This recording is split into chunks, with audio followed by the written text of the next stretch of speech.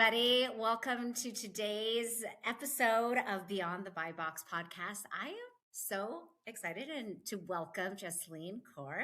We were just chatting that we have been in so many different community circles together, fighting the good fight of all things kind of digital commerce. But this is the first time we're going to have a chance to sit down and chat together. Jasleen has the most incredible backdrop and experiences. She actually comes from Walmart Connect, where she is the product operations and program management lead, but also has come from brand side. So she was at Kraft Heinz as the GM of the Kroger business. She's worked at Lenovo, so is no stranger to this space of digital commerce. Jasleen, I'm so excited to have you. Yeah, thank you, Jen, for giving me the opportunity. You have a great podcast here, and I'm excited to share my experience and some learnings from my side. Amazing. Amazing. Well, let's dive right in. And you're sitting in such an interesting intersection. And Mhm. I shared before, many of our guests have come from sitting in different functional areas and different industries, and in some ways touch complexity. Having worked across different organizations and very, very large organizations, I'm curious if you can share with us any times where you've faced a major growth challenge, either Mhm. in your retail experience in the B2B environment, and walk us through sort of what the challenge was, how you navigate it, and how did you ultimately work through those challenges? That's a great question. And I can sit down for hours to answer that because I have worked on so many different challenges and I thrive on challenges. But there's one story that I will pick up, which probably may resonate with a lot of folks. It's right from the COVID pages. So, one growth challenge that really shaped my career was stepping into this e-commerce sales leadership role right during pandemic. But it was right after the massive COVID surge in digital commerce. So you remember 2020 sales shot up, and now we're in 2021 starting to comp against that extraordinary 2020 growth. So just a couple of months of me being in role, year over year comparisons became incredibly tough. There was a lot of pressure when you're in the sales world. The numbers are very visible. And when performance dips, it's very personal. It's personal for you, personal for the team. And what made it more complicated was that we'd see these temporary spikes tied to new COVID waves, where numbers are going up and then numbers are going down. Every time the numbers would go up, it was very tempting to attribute those lifts to our pricing strategies or any other campaigns that we were running. But candidly, when you're accountable for revenue, you really want to believe those wins are yours. But we had an analyst on the team, and as he was pulling the numbers, we realized that the numbers don't really support our story. It's not really our campaigns or our pricing strategies, it's something else. So instead of reacting month to month, we paused. We ran deeper analysis to understand what exactly was happening. And what we found out that there was a significant household leakage. And when I say household, it's customers shifting from one retailer to another. But that realization was really humbling for us. It meant that this wasn't something that we can just fix by pushing harder promotions or something like that. It was bigger than that. So we reframed the problem as an ecosystem issue, not a brand issue. And we partnered very closely with the retailer. We shared the leakage insights that we had. It was public information and we shared with them. We pulled our own analysis and we worked together on building some structural solutions. Some of the things we did, testing recipe integrations by simplifying basket building, quick click and checkout. We introduced some targeted incentives to win back the household. So we did a couple of different strategies working with the retailer. It took time. It wasn't something that we could turn around overnight, but it did help stabilize the business and it also strengthened the partnership between the brand and the retailer. And I think the biggest lesson that I learned is in B2B retail, not every sales dip is your failure and not every spike is your win. The real growth comes from having the discipline to separate ego from evidence and diagnosing the system honestly and solving the root cause. No matter you're in sales or product or marketing, you've got to do that. I know that feeling when you're chasing the growth and, the belief. I also really applaud you for getting to the root with data. And I've also Yep. found that having the facts and the figures and what does that tell us outside of the narrative you're trying to create. So you also mentioned something, like it's not really supporting whether it was a hypothesis or a narrative that you had assumed was Yes. happening.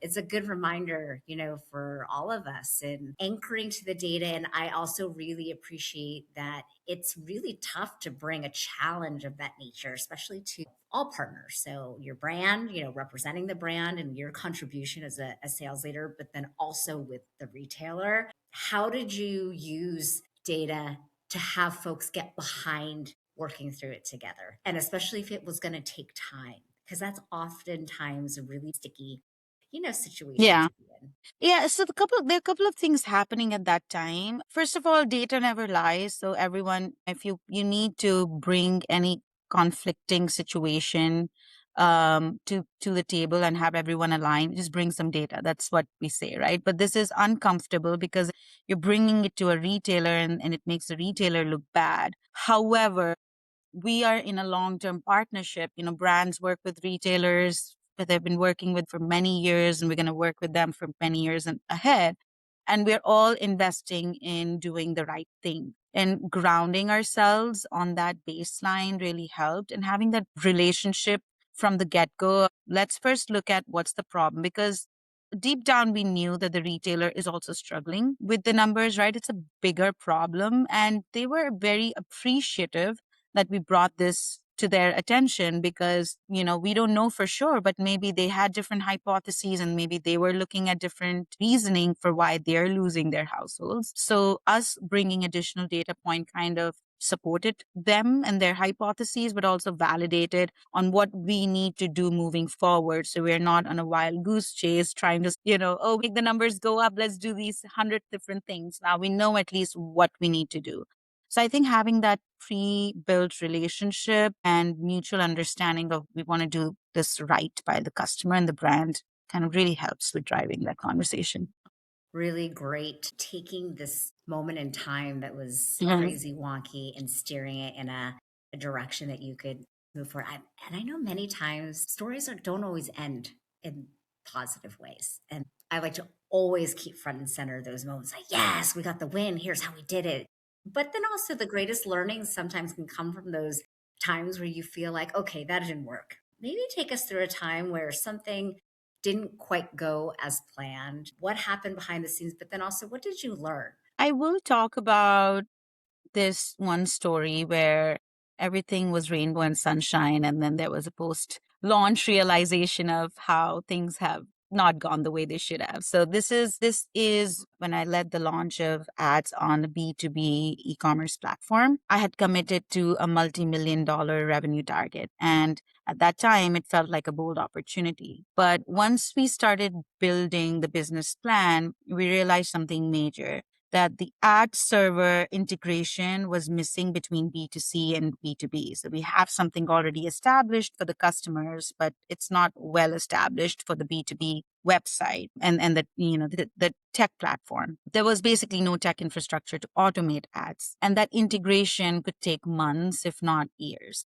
But the revenue target didn't move. So coming from that sales background, I drove right into execution mode. Okay, we have a goal. We need to work towards it. I built a very manual product plan, a very manual marketing playbook. Typically, product managers and product marketing does that. But this was me coming in as a business strategy lead or a business development manager, kind of building the whole solution end to end and how we launch ads. There are a couple of things I did that made it really successful, with negotiating with creative team, design team to prioritize assets because they had to be manual. Partnered with sales on and joined supplier pitches to help get ad revenue. I worked with finance and tracking revenue attribution manually, worked with ops to setting it up manually. All of that was very intense, but we delivered. We over exceeded on the revenue goal. And on paper, it was one of my biggest professional accomplishments. We launched ads on this B2B commerce platform.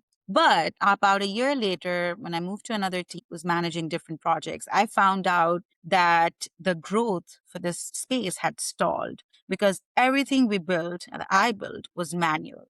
There was no automation, there was no self-serve infrastructure, there was no scalable system behind it. And that's when the realization hit that I had optimized for this short-term revenue goal, but lost sight of the long term scalability. I built momentum, but didn't institutionalize it, right? So that was my blind spot. And that is like a success story that became a failure in a way. But what I learned and what I realized I need to do moving forward when we're launching something new in a new space, first, I would push harder to align not just on the short term revenue targets, but also long term model readiness. Leadership commitment has to be there for the infrastructure conversation. So that's one. And then, secondly, I would explicitly tie the success metrics not just to revenue, but also long term scalability, right? I think in this fast pacing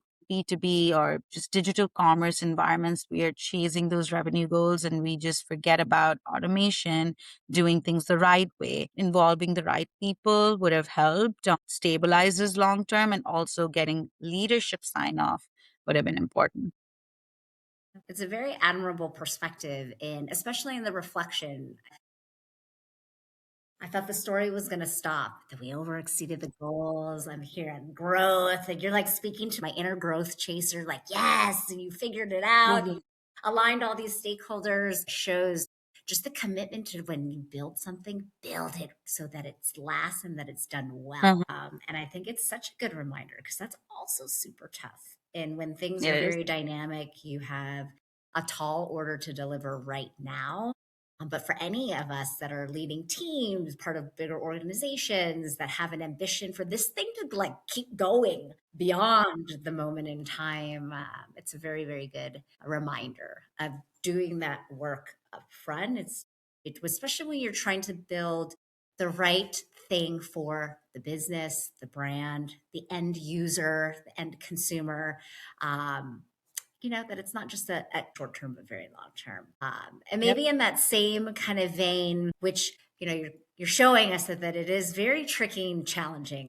Can you share some of the kind of tried and true tactics or strategies that you use to just hold on to the integrity of, whether it's brands that you've worked with, whether it's big projects, efforts in this kind of digital commerce world? And what are those things that you still kind of anchor to make sure that the end holds on to that sort of control of what you set out to deliver? Yeah. And, as you asked me about brand integrity, right? As we think about brand integrity, we most often think about a CPG brand or, a product, a consumer brand. But there is also the retail brand. And I think my experience working on both CPG and the retail side, I'm fascinated in how we are trying to protect the retail brand and integrity.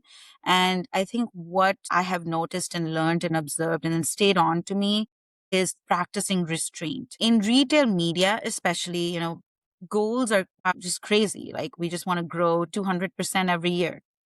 There's always pressure to monetize more inventory, increase revenue, but protecting the brand sometimes means we need to know where to draw the line, practice restraint. And I'll give you an example. When we were expanding our ad capabilities for a certain product space, there was strong advertiser demand. So we knew we're doing something revolutionary. It's a totally new product space. There's high interest from our suppliers or advertisers in putting their ads in those slots. We had to really pause and ask, at what point does monetization start to erode customer shopping experience, right? Are you providing the right type of content? Is showing for the right amount of time, for example, right? We worked as a retail media team. We worked very closely with the retail marketing team and the merchandising teams to define the content standards. If you're putting an ad in a space, does that really align with the theme of that category?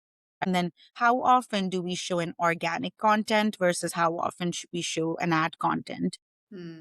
placement logic, right? Are we putting ads in the right space in that particular screen? Having clear incrementality metrics, like let's pause, let's make sure we're measuring this the right way. And then once we have that identified, we move forward. And there were times where we had to intentionally slow down the rollout because the operational readiness or customer clarity wasn't there yet. So I think that discipline actually strengthened advertiser trust.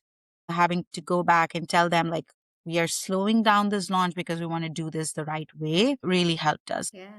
You want your end client, customer, consumer to ultimately trust that what they've signed up for is going to be impeccable. We have to think about advertiser and the customer. So we need to keep both these pillars happy, and it's conflicting sometimes. It's possible as long as we put the right guardrails, knowing, you know, who who is the ultimate audience for you really helps. It's always been great to hear from folks that I've had the opportunity to chat with. If you could leave us like with one thing that you would advocate for all of our community members to do as it relates to holding on to the integrity of whichever lens of brand they're working on or supporting in many cases, and also having the greatest impact to that end user, consumer, whoever that may be. Yep. Yeah. Like you mentioned, my stories and examples have ultimately landed on customer, right? Having the unique experience of working on the brand side and the retail side, I truly continue to believe customer is the king. And by customer, I mean the end user who's consuming the product, right? There are two things I would want to recommend. First, run a quick integrity audit on your monetization and measurement systems, asking, are we overloading placements? Are we measuring incrementality honestly? Are we optimizing for short term revenue at customer experience? Are our incentives aligned with customer values? Like just taking a pause and doing this audit.